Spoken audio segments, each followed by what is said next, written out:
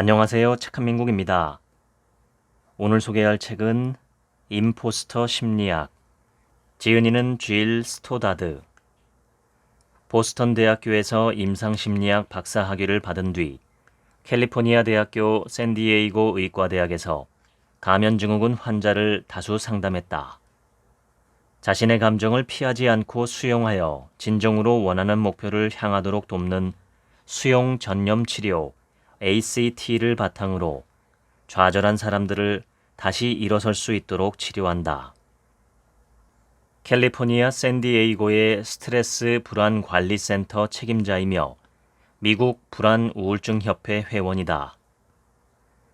NBC, CBS 등의 심리학 전문가로 출연했고 뉴욕 타임스, 워싱턴 포스트 등의 가면 증후군에 관한 칼럼을 게재했다. 평생 해온 연구이긴 하지만 과분한 주목을 받으니 마음이 너무 불편하네. 본의 아니게 사기꾼이 된 듯한 기분이 들거든. 알베르트 아인슈타인. 다들 그 느낌을 안다. 실은 당신이 자기 일을 제대로 알지도 못하고 어떻게 경력을 쌓아 지금 위치에 이르렀는지조차 확신하지 못한다는 사실을 언제든 동료들에게 들킬 수 있다는 느낌 말이다. 그저 운이 좋았다거나 당신을 고용한 사람이 실수를 저지른 게 분명하다는 생각이 든다. 나 역시 그렇다. 나는 박사 과정에서 우수한 성적을 냈고 졸업한 뒤에도 차곡차곡 성과를 쌓아갔다. 100만 달러 규모의 사업을 시작해 여전히 경영하고 있고 책을 3권 출판했으며 수백만 다운로드 건수를 자랑하는 인기 팟캐스트를 공동으로 진행하고 있다. 테드엑스 강연회도 하고 수많은 조직에서 강의했다. 하지만 20여 년이 지난 지금도 나같이 평범한 지원자가 그토록 훌륭한 박사과정에 들어갈 수 있었던 유일한 이유는 아버지의 인맥 덕분이 아니었을까 걱정한다. 사실 이 순간에도 당신이 이 글을 읽으면서 보나마나 그랬을 게 뻔하네 라고 생각할까봐 두렵다. 성공한 사람들의 대다수가 자신이 거둔 직업적 성공이 과연 정당한가 라는 마음속 깊은 곳에서 계속되는 의문에 시달리며 오랜 시간을 보내곤 한다. 가면 현상은 1978년 폴린 클랜스와 수젠 임스 박사가 처음 발견한 현상으로 이후 대중문화에서는 가면 증후군으로 알려졌다. 클랜스와 임스는 성공한 여성들을 대상으로 실시한 최초 연구에서 가면 현상을 지적 능력이 뛰어나다는 객관적인 증거가 있는데도 스스로 똑똑하지 않다고 느끼는 경험이 지속되는 현상이라고 설명했다. 다시 말해 가면 현상에 시달리는 사람들은 똑똑하고 성공했지만 그런 성취를 이뤘음에도 자기 자신을 믿지 못한다. 다른 사람이 자기 능력을 과대평가한다고 생각하며 그 사실이 들통나서 사기꾼이라는 사실이 드러날까봐 두려워한다. 살면서 한 번쯤 가면 현상을 경험하는 사람은 최대 70%에 이른다. 처음에는 가면 현상이 성공한 여성들에게만 나타난다고 봤지만 지금은 훨씬 광범위하며 특히 소외계층 사이에서 뚜렷하게 나타난다고 본다. 더닝크루거 효과란 역량이 모자란 사람이 특정 영역에서 자신의 지식이나 기술, 능력 등을 과대평가하는 자기인식 실패를 뜻한다. 그들은 자기가 똑똑하지 않다는 사실을 알 만큼 똑똑하지 않다. 무지는 지식보다 더 자주 확신을 낳는다라는 찰스 다윈의 말은 이 효과를 가장 잘 담아낸다. 우리는 어릴 적에 경험한 바를 의미 있는 방식으로 해석하고 이해하고자 한다.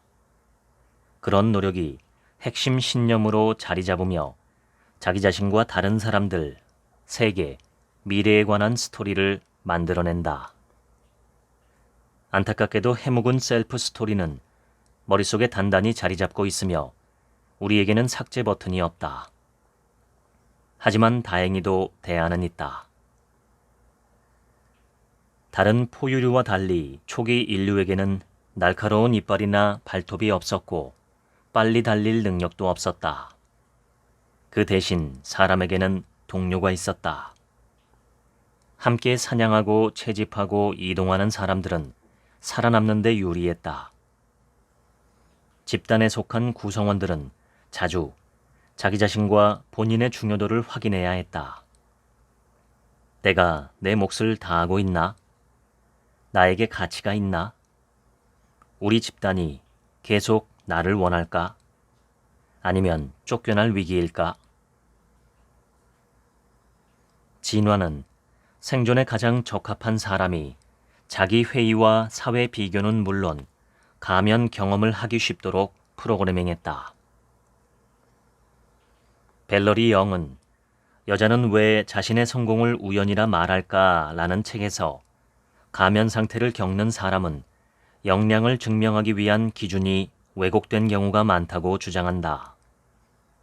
이런 역량은 전문가, 완벽주의자, 독주자, 타고난 천재, 초인이라는 5가지 범주로 나뉜다. 전문가 유형 사기꾼은 역량이란 얼마나 많은 지식과 기술, 전문 지식, 경험을 가지고 있는지에 따라 평가받는다고 믿으며 자기 자신이 이를 충분히 가지고 있다고 느끼는 법이 없다. 항상 학위, 이수과정, 자격증, 책, 논문, 의논할 전문가 등이 더 필요하다고 생각한다. 완벽주의자 유형은 일을 나무랄 데 없이 해낸다는 단 한 가지에 집중한다. 그들은 완벽 외에는 받아들일 수 없으며 언제나 흠집 하나 없는 결과물 혹은 성과를 내놓아야 한다고 믿는다. 매사에 옳은 방법과 그른 방법이 있다고 확신하고 자기 자신은 물론이고 때론 자기가 정한 높은 기준을 충족하지 못하는 타인도 비판하곤 한다. 독주자 유형은 역량을 그 누구의 도움도 없이 성공할 수 있는 능력이라고 받아들이며 스스로 달성했을 때만 성과라고 인정한다. 독주자 유형은 팀의 일원으로서 목표를 달성하면 성공했다는 기분을 제대로 맛보지 못하므로 협업에 어려움을 겪곤 한다. 독주자 유형은 도움을 요청해야 하는 순간에 놓이면 스스로 취약하고 무력하다고 느낀다. 그리고 이를 자기가 이 일을 제대로 하지 못한다는 근거로 여겨 자기가 사기꾼이라고 확신한다. 타고난 천재 유형 사기꾼은 지성과 능력이란 힘들이지 않고 성공으로 이어지는 타고난 자질이라고 믿는다. 타고난 천재 유형에게 역량이란 쉽고 빠르게 뛰어난 능력을 발휘할 수 있다는 뜻이다. 그들은 한 번 듣거나 배우기만 하면 완전히 이해할 수 있어야 한다고 생각한다. 또한 처음부터 완벽하게 이해하려고 한다. 곧바로 파악하는 데 어려움을 겪으면 자신이 사기꾼이라고 확신한다. 심리학자 벨러리 영은 초인 유형은 극단적 완벽주의자이자 타고난 천재이자 독주자라고 본다. 초인 유형은 외발 자전거를 타고 균형을 잡으면서 뮤지컬 노래를 부르며 웃는 얼굴로 불붙은 모든 공들을 저글링할 수 있는 정도는 되어야 역량이 있다고 본다. 초인 유형이 나머지 유형과 다른 점은 항상 모든 일을 처리할 수 있어야 한다고 느낀다는 점이다. 가면 상태는 성공한 사람들 사이에서 흔하게 나타나고 성공과의 상관관계를 나타내기도 한다. 아이러니하게도 많은 성공을 이룰수록 가면 상태를 경험하기 쉽다. 경험은 감정을 불러일으킨다. 개 중에는 좋은 감정도 있고 그렇지 않은 감정도 있다. 그런 감정을 얼마나 느끼고 싶은지는 우리가 행동하는 방식에 영향을 미치고 우리가 행동하는 방식은 다시 우리가 느끼는 감정에 영향을 미친다. 심리학자들은 이 현상을 가리켜 강화학습이라고 부른다. 정적, 즉 positive, 부적, 즉 negative라는 단어는 각각 즐겁다와 불쾌하다는 뜻이 아니다. 이는 무엇이 증가하거나 감소함을 가리킨다. 강화란 행동의 증가로 이어지는 결과를 뜻한다. 부모라면 쉽게 상상이 갈 것이다. 아이가 슈퍼마켓에서 사탕을 사달라고 떼를 쓰고 있다. 시끄럽게 구는 아이 때문에 창피해진 당신은 사탕을 사주고 만다. 떼쓰기는 끝나고 모두가 행복하다. 그런데 다음번에 또 슈퍼마켓에 가면 아이가 떼를 쓸 가능성은 더 높아질까 낮아질까? 당신이 아이가 원하는 것을 사줄 가능성은 높아질까 낮아질까? 둘 다 높아진다. 아이가 원하는 사탕을 사주는 행위는 아이의 행동을 정적으로 강화하는 예다. 행동, 즉 떼쓰기 행동이 다시 일어날 가능성을 증가시키는 무엇, 즉 사탕을 늘렸기 때문이다. 정적 강화와 부적 강화는 많은 행동을 설명할 수 있다. 음주와 마약, 쇼핑, 도박, 과식은 모두 정적 강화와 부적 강화라는 렌즈로 이해할 수 있다. 가면 상태 역시 비슷한 방식으로 이해할 수 있다. 어떤 사람들은 사기꾼 같다는 느낌에 대처하고자 끊임없이 성취라는 쳇바퀴에 올라탄다. 반면 힘겨운 일을 피하는 방식으로 대처하는 사람도 있다. 언뜻 보기에 정반대로 보이는 이런 행동들은 모두 강화학습 개념으로 이해할 수 있다. 토마스 차모로 프레무지크는 왜 무능한 남자들이 리더가 되는 걸까?에서 세계 최정상을 달리는 지도자들이 그만한 성취를 이룬 이유는 그들이 자기 자신을 가장 엄격하게 비판했다는 데 있다고 주장한다. 또한 끊임없이 탁월함을 추구한 덕분에 현 위치와 도달하고 싶은 위치 사이의 격차를 메울 수 있었다고 말한다. 그들이 가면 상태를 느끼지 않았더라면 우리는 그들이 이룬 성과를 누리지 못했을지도 모른다. MIT 교수 버시마 투픽은 가면 현상이 모두 해롭기만 한 것은 아니라고 주장한다. 정밀하게 설계한 연구를 실시한 투픽은 자신이 사기꾼 같다는 생각을 더 자주 하는 성공한 사람들일수록 대인관계에 더욱 뛰어나고 더 높은 업무 숙련도를 나타내기도 한다고 밝혔다. 투픽의 멘토이자 유명한 조직 심리학자 애덤 그랜트는 사기꾼 같다는 느낌의 구체적인 장점으로 다음의 세 가지를 꼽는다. 1. 역량을 증명해야 한다고 느낌으로 더 열심히 일해야겠다는 의욕이 생긴다. 2. 의심하고 전략을 다시 고려하는 계기가 되므로 더욱 현명하게 일하려는 동기가 생긴다. 3. 의심이 들면 다른 사람에게 아이디어와 견해를 구하게 되므로 더욱 뛰어난 학습자이자 지도자가 될 수 있다.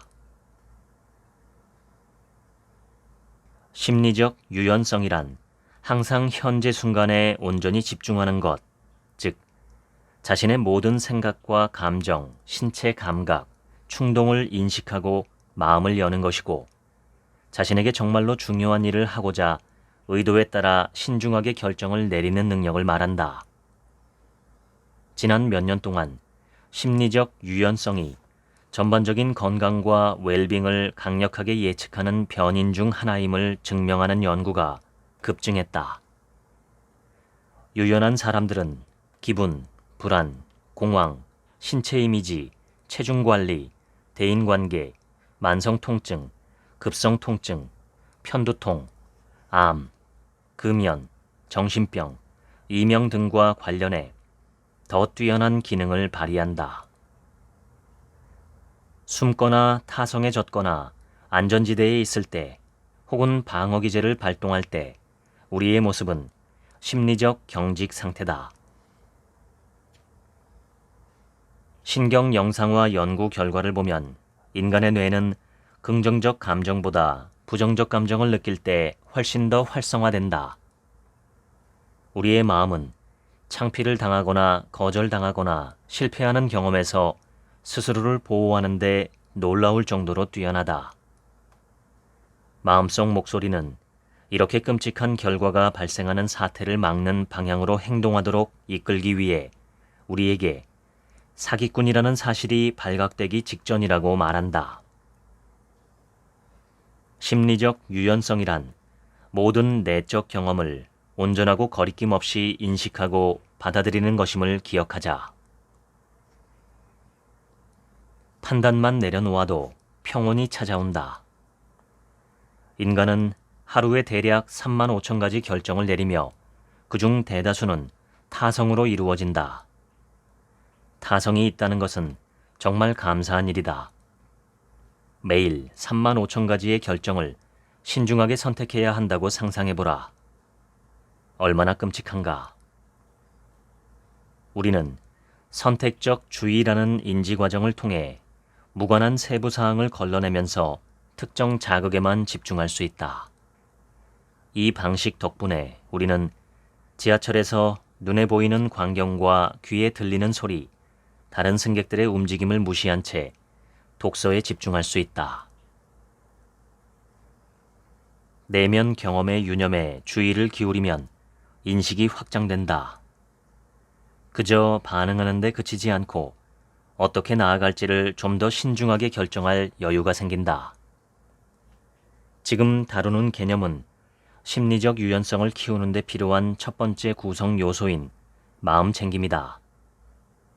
마음챙김이란 특정한 방식, 즉 의도에 따라 판단하지 않고 지금 이 순간에 주의를 기울이는 능력을 말한다.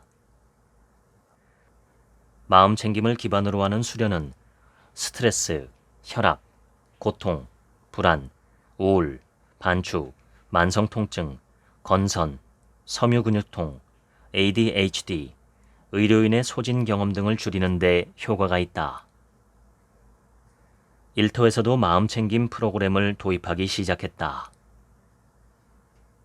직원과 학생을 대상으로 마음챙김 수련 프로그램을 실시하는 조직은 구글, 에트나, 미 육군, 하버드 대학교 및 UC 버클리 대학원 외에도 수없이 많다. 직장에서 실시하는 마음챙김 수련의 이득을 조사한 연구에서는 사회관계, 회복 탄력성, 성과, 전념, 감정 소진이 개선된다고 밝혔다. 마음챙김 수련을 하다 보면 우리가 그저 어떻게 생각하고 느끼는지에 따라 반응하는 데 그치지 않고 어떻게 대응하고 싶은지에 초점을 맞출 수 있다. 불교에서는 고통 곱하기 저항은 괴로움이라고 한다. 판단은 저항의 한 형태다. 인간이란 고통을 겪을 수밖에 없는 존재다. 하지만 때론 얼마나 괴로워할지 선택하게 된다.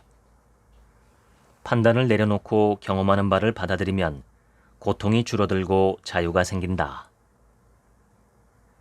우리 대부분은 인생이란 졸업식, 승진, 상여금, 상, 결혼식, 출산, 휴가처럼 중요한 순간 위주로 돌아간다고 여기는 문화권에서 살아간다.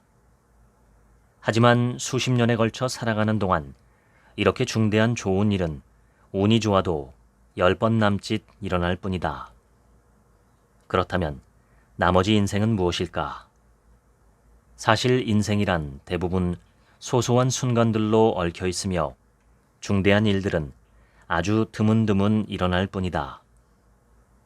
소소한 순간들을 놓치는 것은 곧 인생을 놓치는 일이다. 사생활이든 직장 생활이든 의미 있게 꾸려나가려면 일단 크든 작든 우리가 살아가는 모든 순간에 판단하지 않고 충실해야 한다. 그 다음에는 그것이 왜 중요한지 알아야 한다. 가치란 우리가 살아가면서 무엇을 추구하고자 하는지를 나타낸다. 가치는 우리가 옹호하는 것이자 한 번뿐인 인생을 헤쳐나가면서 어떻게 해서 어떤 사람이 되고 싶은지를 나타낸다. 우리에게 진정으로 중요한 것을 대표하며 의미 있는 삶을 살아가는 방식이기도 하다. 가치 중심의 삶은 괴로움에서 벗어난 삶이다. 연구에 따르면 고통과 회피가 감소한다고 해서 더욱 의미 있는 삶을 살아가는 것은 아니며 가치에 부합하는 삶이야말로 고난과 괴로움을 줄여준다고 한다. 가치는 중요하고 의미 있는 행동을 선택하면서 가장 간절하게 되고 싶은 나를 나타낸다. 가치란 자유롭게 선택하고 계속 이어지며 무언가를 향한 움직임이다. 가치는 해야 하는 것이 아니며 부모나 종교, 친구, 문화를 비롯한 어떤 공동체가 선택하는 것도 아니다. 가치는 자유롭게 선택한다. 가치란 외부 압력이나 정해진 규칙과 규제가 없는 상태에서 당신이 직접 선택한 거라는 점이 중요하다. 자신의 가치를 자유롭게 선택하지 못한 사람이라면 심리학자 잭 브렘이 말하는 심리적 반발을 일으킬 가능성이 높다. 심리적 반발이란 외부 기대가 자유 경험을 위협한다고 느낄 때 정반대의 방향으로 행동하려는 경향을 말한다. 커다란 대가를 치르게 되더라도 우리 안에 존재하고 있는 사춘기 자아가 거세게 반항하고 만다. 가치는 계속 이어진다. 가치에는 끝맺음이 없다. 종료 시점이 있어서 할 일 목록에서 지울 수 있는 목표와 달리 가치는 우리가 지속적으로 구현하는 자질이다. 다정함, 지지, 확신은 끊임없이 추구해야 할 자질이다. 더 이상 다정하지 않아도 되거나 힘을 주지 않거나 확신에 차지 않아도 되는 날은 오지 않는다. 가치란 무언가를 향한 움직임이다. 가치 있는 행동을 할 때 우리는 자신이 되고 싶은 사람과 살고 싶은 삶을 향해 나아간다. 가치는 자유롭게 선택하고 계속 이어지며 무언가를 향한 움직임인 동시에 제한이 없고 감정이 아니며 기분이 좋은 것과 무관하다. 가치란 아무런 제한 없이 완전히 자유롭게 선택한 삶을 살아갈 때 의미로 충만한 삶을 살아가도록 이끌어주는 특징을 말한다. 가치에 제한이 없다는 말은 가치에 관해서는 땡땡이라는 이유로 그것을 고를 수는 없어 라는 규정이 없다는 뜻이다. 어떤 경우든 더 큰 의미나 활력을 가져오는 행동과 행동 자질을 전적으로 자기 의사로 선택할 수 있다. 가치는 감정이 아니고 기분 좋은 것과 무관하다. 가치를 선택할 때는 직감이든 본능이든 지혜든 지식이든 간에 느낌이 올 때가 많다. 원하는 결과가 나오지 않더라도 마음 깊은 곳에서 그래, 이게 맞아. 나는 이런 일을 더 많이 해야 해. 라는 느낌이 들곤 한다. 묘비명 쓰기는 가치에 관한 생각을 시작할 때 내가 선호하는 방법이다. 만약 당신이 자신의 묘비명을 쓴다면 무슨 말을 하고 싶은가? 묘비명에 몰입이 안 된다면 대신에 가치를 반영하는 슬로건을 써보자. 유명한 슬로건을 몇 가지 소개한다. 디즈니랜드, 세상에서 제일 행복한 곳. 나이키, 그냥 해. 올스테이트, 안심하세요. 마스터카드, 돈으로 살 수 없는 것들이 있습니다. 그 외에는 마스터카드가 있습니다. M&M's, 입에서는 녹고 손에서는 안 녹아요. 로레알, 당신은 소중하니까요. 가장 효과적인 슬로건은 기억에 잘 남고 의미가 있으며 밝거나 긍정적이어야 한다. 자신의 슬로건을 몇 개 만들어 보자. 사실 우리는 그저 타성으로 다시 알람 버튼을 누르거나 도넛을 먹거나 난폭운전을 할 때가 많다. 그런 순간에는 진짜 선택이라고 할 만한 행위는 일어나지 않는다. 심리적 유연성은 고통에서 벗어나거나 쓸모없고 성급한 생각에 반응해 타성에 젖어 행동하는 게 아니라 가치를 바탕으로 자신의 행동을 선택하겠다는 엄중한 약속이다. 제임스 클리어는 베스트셀러 아주 작은 습관의 힘에서 결과, 과정, 정체성이 어떻게 다른지 설명한다. 그는 결과를 바탕으로 하는 습관이 아니라 정체성을 바탕으로 하는 습관을 키우라고 권장한다. 이는 무엇을 달성하고 싶은지가 아니라 어떤 사람이 되고 싶은지에 초점을 맞추라는 뜻이다.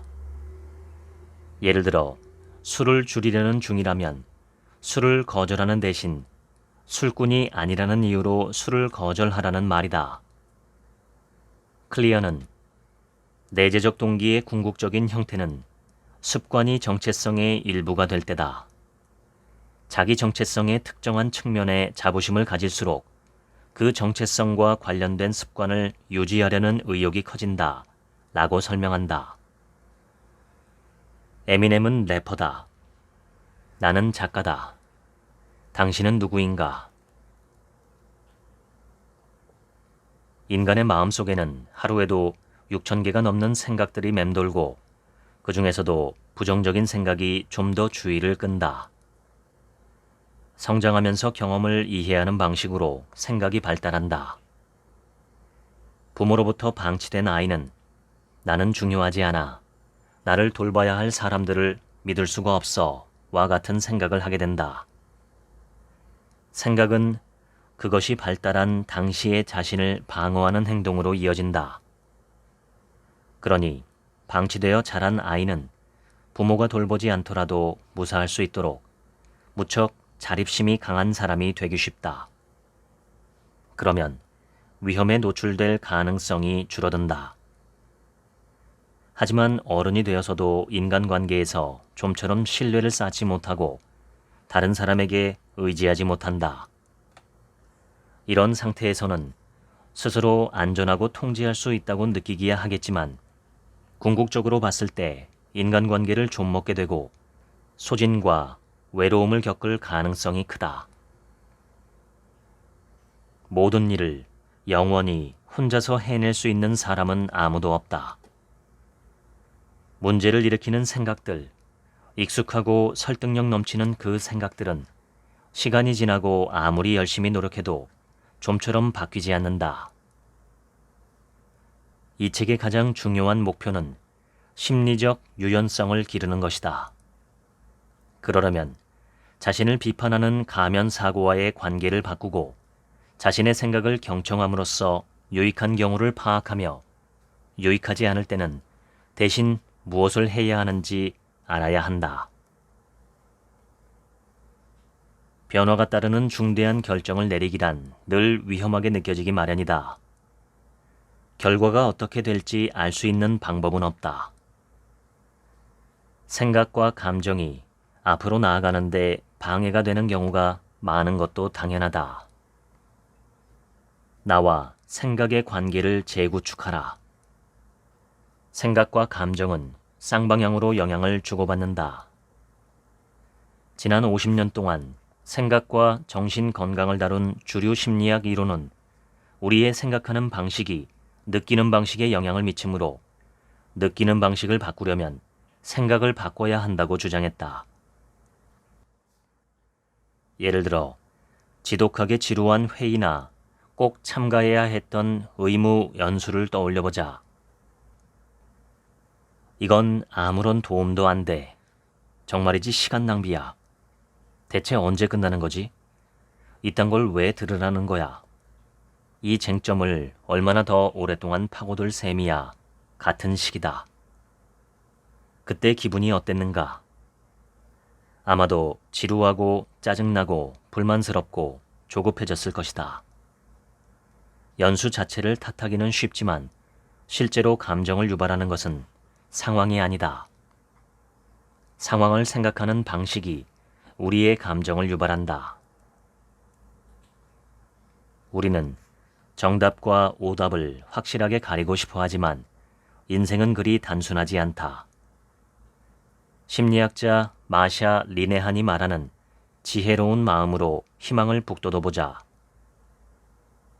리네한은 변증법 행동치료의 창시자다. 변증법 행동치료란 격렬한 감정에 시달리는 사람들을 돕고자 경험의 바탕을 두어 만든 치료법이다. 리네한은 우리에게 감정적인 마음, 이성적인 마음, 지혜로운 마음이라는 세 가지 주요 마음 상태가 있다고 설명한다. 해부학적이 아닌 비유적으로 뇌의 감정적 측면은 창의성이나 사랑, 흥분, 상처, 질투와 같은 감정을 담당한다. 감정적인 마음 상태란 논리적 사고가 사라진 상태를 가리킨다. 계획을 세우기가 어렵고 감정 동요로 데이터를 잘못 해석하기 십상이다. 뇌의 이성적 측면은 계획 수립, 일정 관리, 청구서 지불, 사실 파악을 담당한다. 그러나 이성적인 마음이란 분석이나 지식에 지나치게 치우쳐 감정을 무시하는 상태를 말한다. 감정적인 마음이나 이성적인 마음 중 한 곳으로 치우치면 대가가 따른다. 반면에 지혜로운 마음은 감정적인 마음과 이성적인 마음이 교차하는 부분이다. 지혜로운 마음은 이성적인 마음에 따르는 논리와 사실, 감정적인 마음에 따르는 느낌을 결합해 직관적으로 인식하는 공간을 만들어낸다. 이는 장점과 단점을 고려하고 느낌에 주의를 기울인 다음 근거를 바탕으로 무엇을 해야겠다는 직감에 도달했을 때 얻게 되는 감각이다. 나는 천천히 현재의 의식을 집중해 몇 차례 호흡한 뒤 나 자신에게 아래의 질문을 던지며 지혜로운 마음을 찾는다. 불안하거나 걱정스럽지 않다면 무엇을 선택할까? 결과가 두렵지 않다면 무엇을 할까?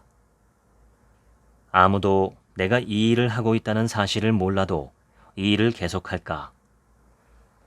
내가 존경하는 사람이 지금 나를 보고 있다면 지속할까? 아니면 선회할까? 정말 나 자신에게 솔직해진다면 무엇이 정말 마땅하다고 느낄까? 설령 이 모든 게 망할 가능성이 있다 하더라도 지금 현재는 이것이 올바른 선택이라고 느끼는가? 얼마 전 유난히 바람이 거세게 불던 어느 날 나는 아이들을 데리고 공원에 갔다. 공원에는 여자아이가 2명 있었다. 한 명은 6살, 다른 한 명은 8살쯤 되어 보였다. 둘 다 연을 들고 있었는데 큰아이가 달리기 시작했다. 처음에는 연을 몸에 바짝 대고 달렸는데 서서히 얼레를 풀자 연이 점점 더 높이 올라갔다. 연이 하늘 높이 날아오르자 아이는 달리기를 멈추고 연을 머리 위로 높이 띄웠다. 그렇게 연이 자력으로 나는 동안 아이는 원을 그리며 돌다가 비눗방울을 불었다. 그 다음은 동생 차례였다. 동생도 연을 몸에 바짝 붙이고 있었다. 하지만 언니와 달리 얼레를 조금밖에 풀지 않았다. 연이 순식간에 낮게 들이운 나뭇가지에 걸렸다. 연이 나뭇가지에 엉켜 점점 더 빼내기가 어려워지자 동생은 줄을 당기다가 울기 시작했다.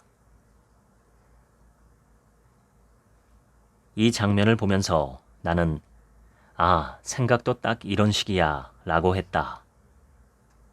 생각을 너무 가까이 하면 전부 뒤얽혀 우리의 주의를 빼앗는다. 하지만 거리를 두면 생각이 춤추는 모습을 지켜보거나 아예 내려놓고 다른 일을 할 수 있다. 생각은 내려놓아도 사라지지 않고 여전히 그 자리를 떠돌지만 그런 생각에 주의를 기울이지 않거나 어떻게 주의를 기울일지는 우리가 선택할 수 있다. 생각에 사로잡혀 있지 않을 때, 즉 생각에서 떨어져 관찰하고 있을 때는 마치 구름을 바라보는 것과 같다. 땅에 발을 딛고 서서 저 멀리 하늘 높은 곳에 둥둥 떠다니는 구름을 올려다본다.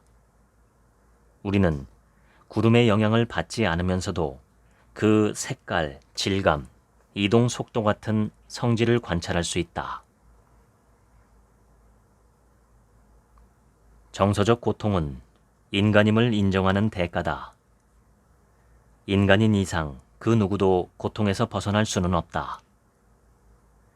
불쾌감을 원하는 사람은 없지만 편안하고 싶은 욕구에만 의존하면 가치를 희생하는 경우가 많다. 이런 생각은 불교에서 말하는 고통 곱하기 저항 이꼴 괴로움이라는 방정식으로 요약할 수 있다. 인간에게 고통은 기정사실이자 상수다. 하지만 저항은 우리가 새로운 반응을 선택해 정서적 고통을 줄여줄 힘이 있는 영역이다. 무엇이 정말로 당신을 방해하고 초라하게 하는지 생각해보자. 당신이 느끼는 두려움과 가면 상태인가? 아니면 그런 감정이 나타날 때 당신이 반응하는 방식인가? 불안이나 자기 회의 같은 불편한 감정을 줄이고 싶은 마음에서 우리는 종종 경험 회피를 선택한다. 경험 회피란 원하지 않는 감정을 덜 느끼거나 원하는 감정을 더 느끼고 두려운 결과가 일어나지 않도록 예방하고자 우리가 하거나 하지 않는 일을 뜻한다. 경험 회피의 예로는 상황 회피, 약물 사용, 주의 분산, 폭언, 완벽주의, 미루기, 고립, 강박적 도박, 섹스, 쇼핑을 들 수 있다. 우리가 선택하는 행동에는 목적, 즉 기능이 있다. 그런 행동은 어떤 식으로든 고통을 완화하고 때론 힘을 낼 도파민까지 더해준다. 그런 안전지대의 유혹을 뿌리치기는 어렵다. 하지만 회피에는 대가가 따른다. 술을 많이 마시면 오늘은 안심이 되어도 내일은 불안이 2배가 되고 두통의 과민 반응까지 얻게 된다. 자녀나 동료에게 화를 내면 평판이 떨어지고 인간관계가 나빠진다. 과도한 성취 지향에는 소진 증후군을 일으킬 위험이 따르고 결코 가면 상태를 넘어설 수 없다.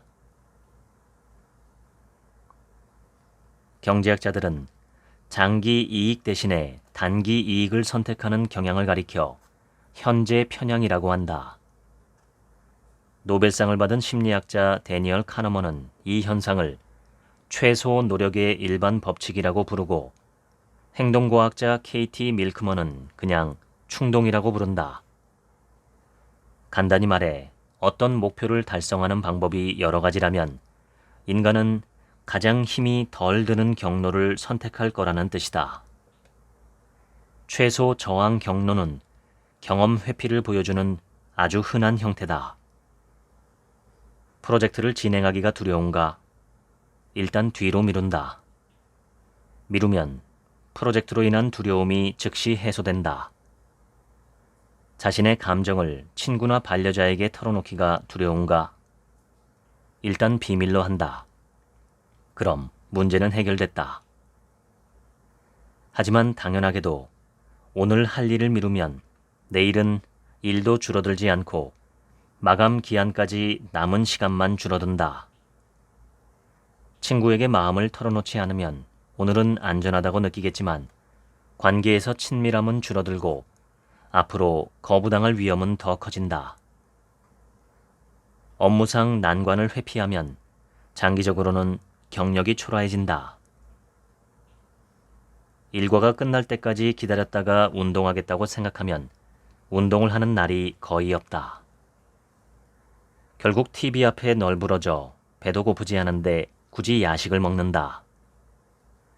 신체적, 감정적 또는 인지적으로 부담이 심한 하루를 보낸 날에 유난히 최소 저항 경로와 경험 회피에 취약한 모습을 보이는 것은 흔한 일이다. 심리학자 로이 바우마이스터는 이 현상을 가리켜 자아 고갈이라고 한다. 그는 여러 실험을 통해 자제 능력은 연속으로 난관에 직면하면 고갈되는 한정된 자원과 같다는 사실을 증명했다. 성장 마인드셋 연구로 유명한 캐럴 드웩은 바우마이스터의 자아 고갈 이론을 검증하며 자기 통제 능력이 한정된 자원이라고 믿는 참가자들의 경우에만 자기 통제 능력이 한정된 자원이었다는 결론을 내렸다. 드웩이 내린 결론이 맞다면 앞으로는 자기 통제가 한정된 자원이라는 생각을 멈춰야 한다. 자아 고갈이 정말로 생각의 문제일 뿐이라면 그런 생각에 초점을 맞춰야 한다. 인간은 유대감과 소속감을 갈구하도록 진화했다. 건강과 웰빙을 가장 강력하게 예측하는 요인이 바로 양질의 인간 관계라는 사실은 여러 연구로 증명된 바 있다. 보호막을 벗어던지고 맨몸으로 살아가는 모습을 상상하면 바로 그런 유대감으로 인해 위험에 처할 것 같은 느낌이 들 수 있다. 만약 내가 진짜 있는 그대로의 내 모습을 보여준다면 사람들은 어떤 말이나 행동을 할까? 거부당하거나 버림받을까봐 두려울 수 있다.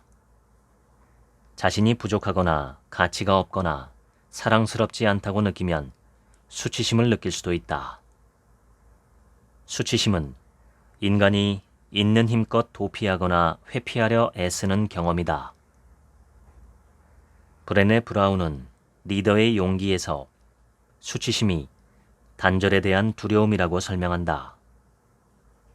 브라운은 수치심이란 자신에게 결함이 있어서 사랑과 소속감, 유대감을 느낄 가치가 없다고 믿는 대단히 고통스러운 감정이라고 말한다. 보호막으로 자신을 감싸고 숨어 있을 때 우리는 가치가 없다는 느낌을 회피하고 수치심에서 도망친다. 회피는 단기적으로 효과가 있어 심리적 안정감을 준다. 하지만 진실한 자신의 모습을 숨기면 결국 사랑과 소속감을 느낄 기회가 줄어들고 단절이 발생하기 쉽다. 가면 상태일 때 우리는 자신이 사기꾼이라는 사실이 드러나지 않도록 부족하다는 두려움을 숨기곤 한다. 소속감을 느끼고 수치심을 회피하려 냉가슴을 앓지만 결국 자기 자신을 더욱더 소외시키기에 이르고 더 큰 단절과 외로움에 시달린다.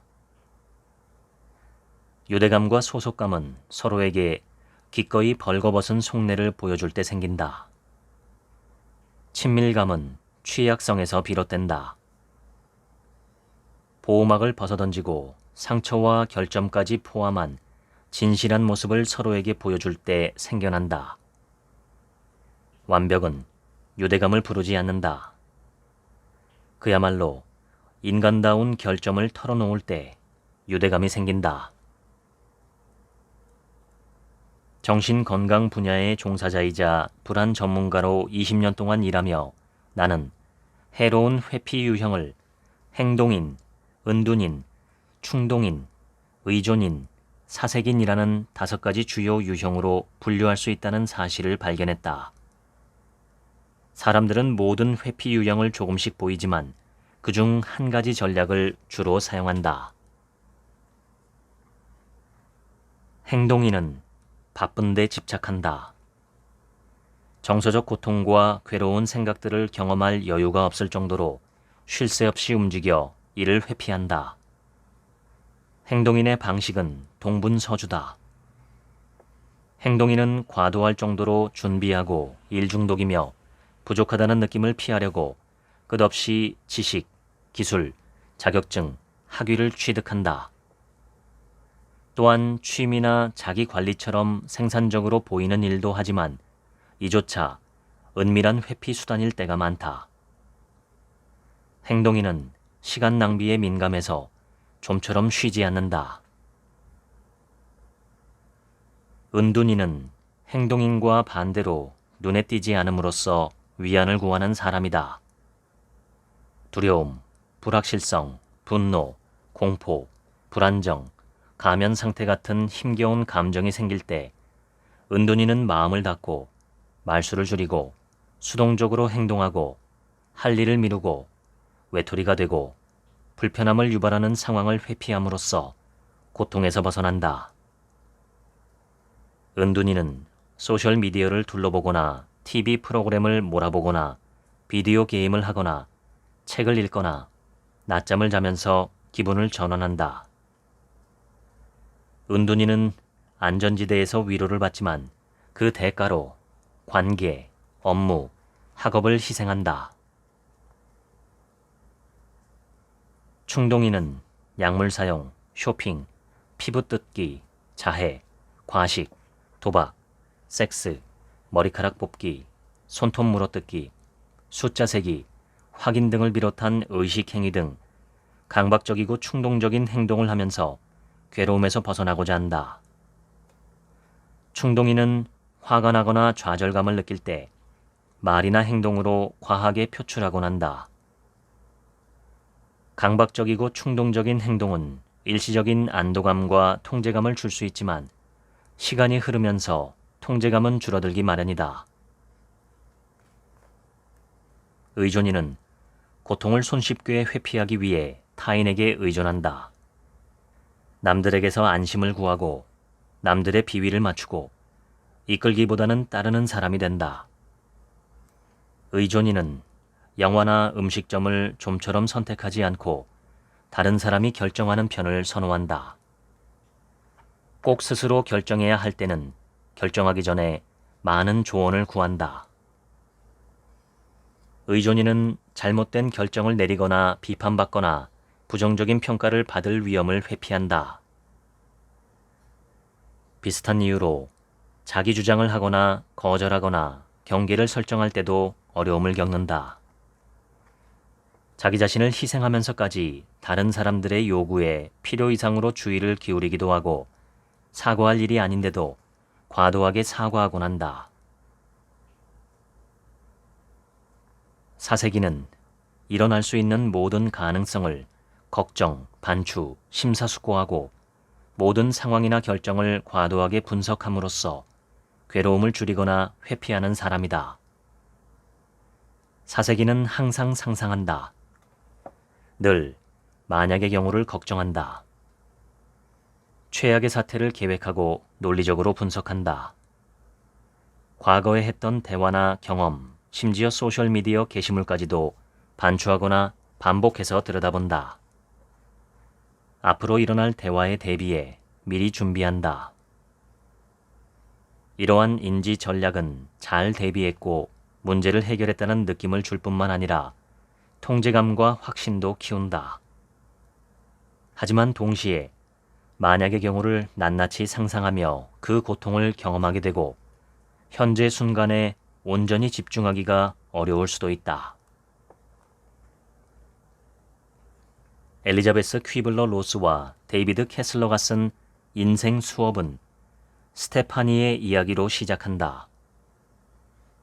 친구들과 주말 여행을 가기로 한 스테파니는 정체가 심하기로 악명 높은 남부 캘리포니아 도로를 달리고 있었다.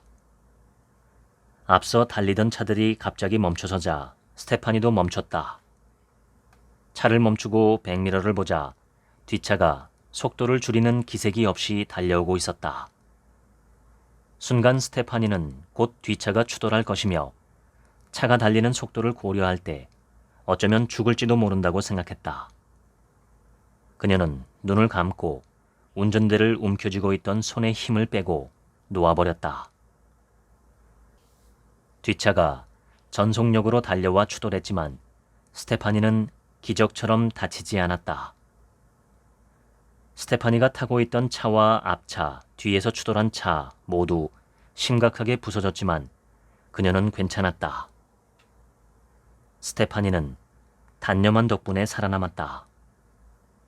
만약 그녀가 몸에서 긴장을 풀지 않은 채 계속 운전대를 잡고 있었더라면 중상을 입었을 것이다. 저항을 그만두고 앞으로 일어날 일을 그대로 받아들였기에 다치지 않을 수 있었다. 스테파니는 자신이 죽을 힘을 다해 운전대를 꼭 쥐듯이 인생을 살아왔다는 사실을 깨달았다. 교통사고를 계기로 그녀는 인생을 손바닥 위에 올려놓은 깃털처럼 대해야겠다고 느꼈다. 내적 경험에도 이런 식으로 대처해야 한다. 죽을 힘을 다해 내적 경험을 쥐고 있던 손에 힘을 풀고 마치 손바닥 위에 올려놓은 깃털처럼 쥐어야 한다. 스테파니는 두려움에 맞서 긴장하는 대신 두려움을 있는 그대로 느꼈다. 이렇게 수용한 덕분에 자유로워졌다. 통제가 문제라면 놓아버리기가 해답이다. 이것이 ACT, 수용 전념 치료의 A가 의미하는 수용이다. 수용이란 어떤 경험을 좋아하거나 원한다는 뜻이 아니다. 포기나 항복을 뜻하지도 않는다. 수용이란 어차피 이미 그 자리에 있는 것을 그대로 존재하도록 둔다는 뜻이다. 내적 경험을 수용할 때 우리는 약하든 강하든 편하든 불편하든 간에 경험을 있는 그대로 달갑게 받아들인다. 감정을 통제하려 몸부림칠수록 감정은 더욱 강력해져 떨쳐내기가 한층 더 힘들어진다. 고통에 저항하면 한층 더 괴로워지고 중요한 가치에서 점점 더 멀어진다. 저항하기를 그만두면 괴로움도 줄어든다.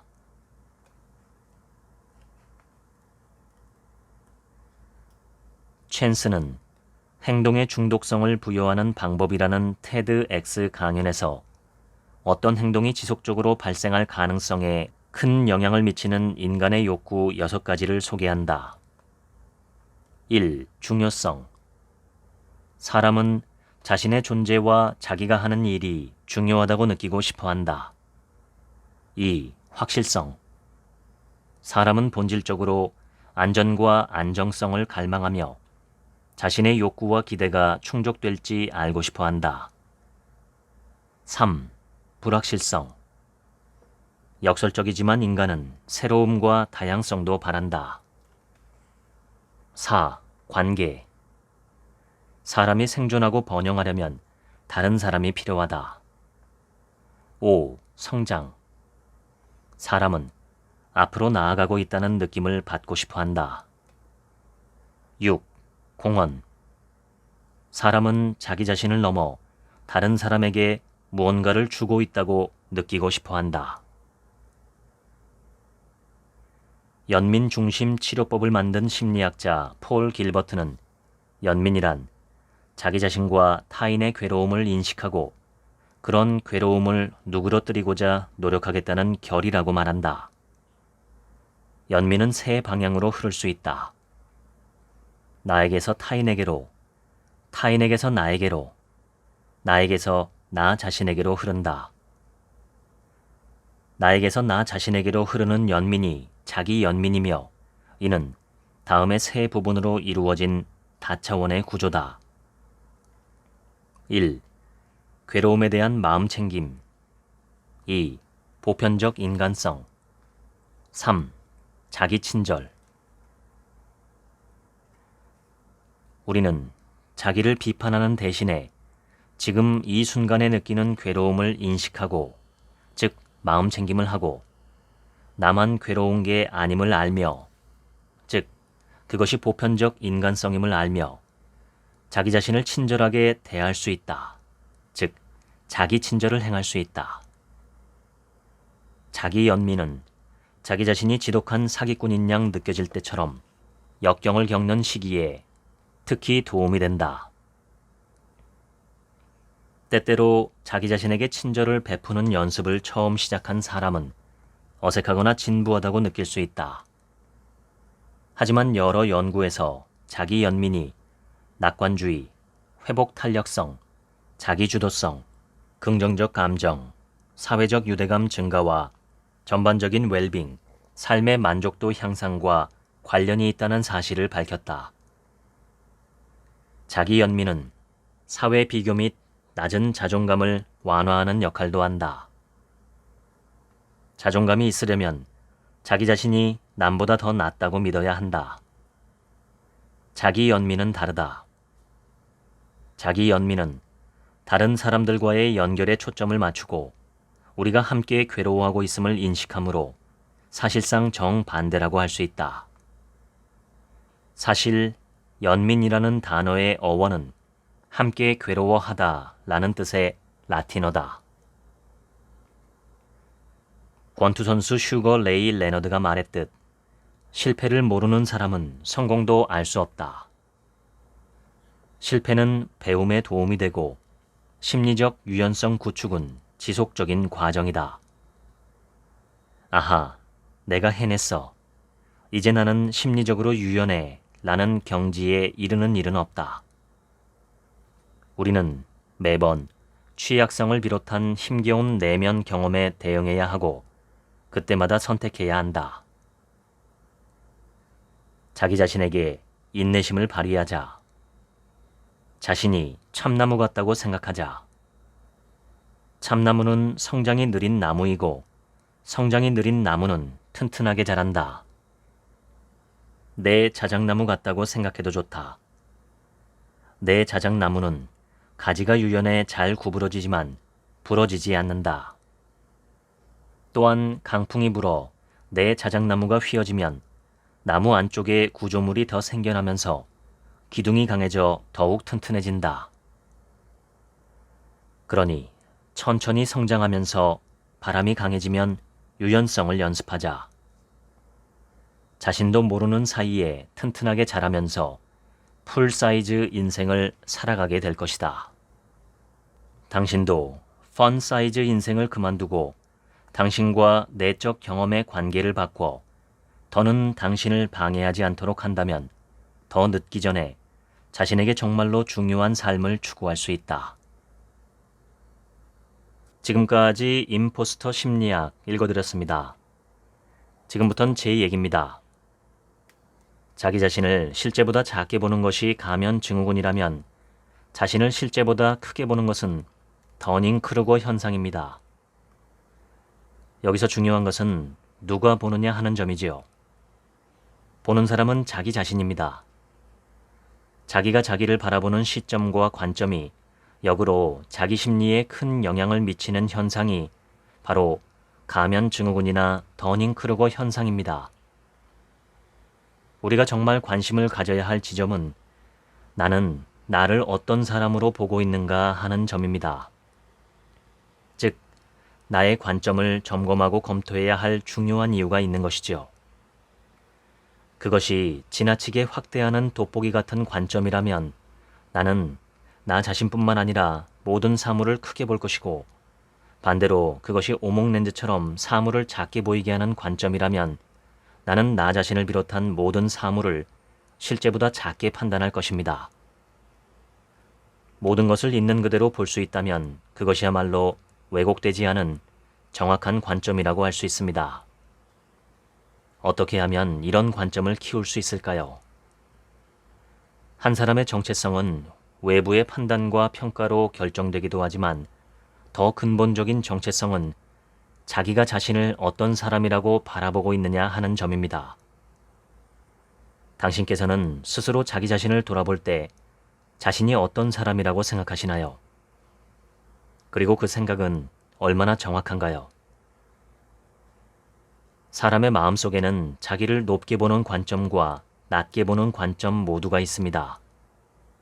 그래서 모든 사람의 마음속에는 탁월함의 바탕을 둔 우월감과 부족함의 바탕을 둔 열등감 모두가 들어 있습니다. 자기를 높게도 낮게도 보지 않고 그냥 딱 있는 그대로 볼 수 있다면 그리고 그러한 정체성을 타인과 비교해서 우월감이나 열등감을 느끼지 않을 수 있다면 얼마나 좋을까요? 사실 이것은 지금 당장이라도 우리가 선택해서 실행할 수 있습니다. 예를 들어 친구 A와 B가 있다고 할 때 A는 여러 가지 면에서 나보다 훌륭한 사람이고 B는 여러 면에서 나보다 부족한 것이 많은 사람입니다. 나는 A를 보면서 열등감을 느끼고 B를 보면서 우월감을 느낍니다. 이러한 비교 경쟁 의식이 있다면 평생 불안하고 불행한 마음을 완전히 떨칠 수 없습니다. 어떤 면에서든 나보다 잘난 사람은 항상 있을 테니까요. 나와 남을 비교해서 내가 남보다 뛰어나야 한다고 믿는 관념을 개선하지 않는다면 마음의 평화는 요원합니다. 남이 나보다 뛰어나다고 해도 그게 나와 무슨 상관일까요? 누가 나보다 못났다고 해도 그것이 내 인생을 보람차게 만들어주는 것일까요? 이것들은 모두 성철 스님이 말한 그림의 떡입니다. 남의 집에 황금 송아지가 있다고 한들 그것이 나와 무슨 상관입니까? 마찬가지로 남이 어떤 면에서 나보다 뛰어나거나 못났다고 하더라도 그것이 나라는 사람의 가치나 정체성을 결정하는 요소가 되지는 못합니다. 인간은 너무 존엄하기 때문에 각자의 존엄성과 가치는 절대적이기 때문입니다. 또한 인류 모두가 한 가족이라고 생각한다면 정말 뛰어난 누군가를 향해서 응원과 축하의 마음을 보내고 정말 못난 누군가를 향해서는 역시 응원과 연민의 마음을 보내는 것이 적절하지 않을까 생각합니다. 사람에게 필요한 모든 것은 사랑 안에 있습니다. 사랑이 없으면 우리는 살 수 없고 사랑이 없는 세계는 성립할 수 없고 사랑이 없이는 그 어떤 것도 아무런 의미가 없습니다. 가면증후군은 어쩌면 자기가 자기 자신을 사랑하는 마음이 부족한 것이 아닐까 싶습니다. 나와 가장 가까운 사람은 바로 자기 자신인데 그렇다면 내가 나 자신의 가장 열렬한 후원자가 되어야 마땅한데 내가 마치 매의 눈으로 자기 자신을 감시 감독하는 시험 감독관처럼 자기를 본다면 그것만큼 불행한 인생은 없겠지요. 당신을 사랑하는 정도를 기준으로 해서 모든 인류를 1등부터 꼴등까지 줄 세운다면 저는 당신이 1등을 하기를 희망합니다. 자기 자신을 뜨겁게 사랑하는 사람이 남도 그만큼 사랑할 수 있습니다. 자기 자신조차 사랑하지 못한다면 남을 어떻게 사랑할 수 있겠습니까? 설령 내 인생이 오늘의 요 모양 요 꼴로 끝이 난다 하더라도 나는 끝까지 내 편이 되어주고 나를 응원하고 나 자신을 뜨겁게 사랑하는 것이 바람직하지 않을까 생각합니다. 자기 자신을 가능하면 좋게 보아주고 남도 좋게 보아주는 것이 연민과 사랑의 시작입니다. 당신께서 스스로를 바라보는 관점이 사랑의 관점이라면 좋겠습니다. 책 한민국의 하루치 생각이었습니다. 들어주셔서 감사합니다.